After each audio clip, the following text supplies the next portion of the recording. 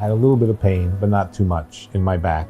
My wife knew of a physical therapist that she trusted, so I went to see him, and it didn't get better, and the pain intensified. So in early July, I went back to the primary care doctor, and he referred me for a CT scan. And that's when they saw the mass on the spine, and that's what triggered the response to get further evaluation to diagnose the cancer. The problem that I had is the pain just intensified so much.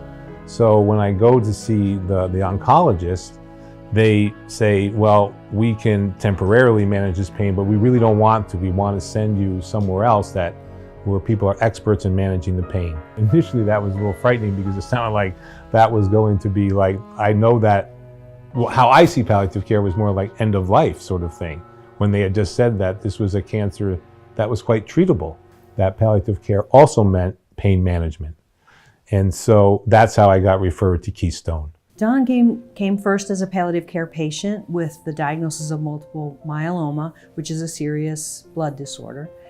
He had already been treated for severe pain because the disease was first found in his spine, and then there were some tumors near the esophagus, and he had had some treatment for that. Yeah, the oncologist made the referral, said, hey, I've had good experiences with Keystone. They're out of Holland. They're willing to do home visits. They're willing to come out to your house. And so I thought, well, that sounded good to me because I was in kind of rough shape at that time. He couldn't really sit down because his pain was really still unmanaged in his spine, and he couldn't eat. So he was in a tough spot. Dr. Emery, I got called within a day and a half, I got a call. And she was willing to come out rather rapidly. I don't remember how fast that was. That was pretty fast that she came out. She immediately said, oh no, this is not about end of life. We're experts in sort of dealing with the cancer. They're experts in dealing with pain as well. So no, we're not sending you for that purpose. That's not why you're going to palliative care. That was a really big deal because it was a huge struggle on the pain issue. I could barely walk. I could barely get out of bed. And it was incredibly difficult. When I came to see him, his pain was out of control, and since he had had radiation treatment to the esophagus and the areas surrounding that, he couldn't eat. So he was really in a kind of a tough situation there. A really long time I couldn't eat. I could just swallow like one swallow at a time.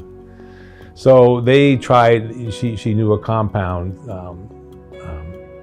pharmacist, and they tried various things to try to make that work better, the swallowing. And at this point, he was in a kind of a crisis with his pain and with esophageal symptoms. So then we called on a compounding pharmacist, and we got a special new regimen for him, something that he could take. Every couple days, we were in touch with him by phone. Our phone nurses were making contact and making sure that he was improving. And so he began improving.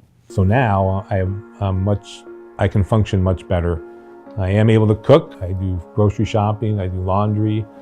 I do the dishwasher. I try to do as many, kind of household tasks that I used to do. At this point, he's doing quite a bit better and has much less pain, has been able to taper down on his pain medication.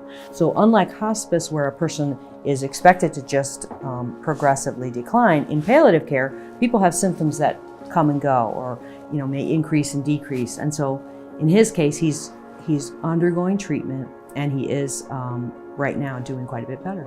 I call there, they call me back. I feel like they're very sensitive to what I need. They let me have some control over what I'm doing, which I greatly appreciate, because one aspect of cancer is you sort of lose control of a big chunk of your life, but they respond quickly and they're helpful. It's a chronic condition. They cannot cure it, but they treat it like a chronic condition.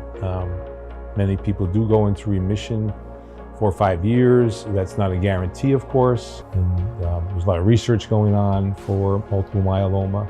So I'm hopeful that, they maybe will come up with a cure rather than just it being managed as a chronic condition.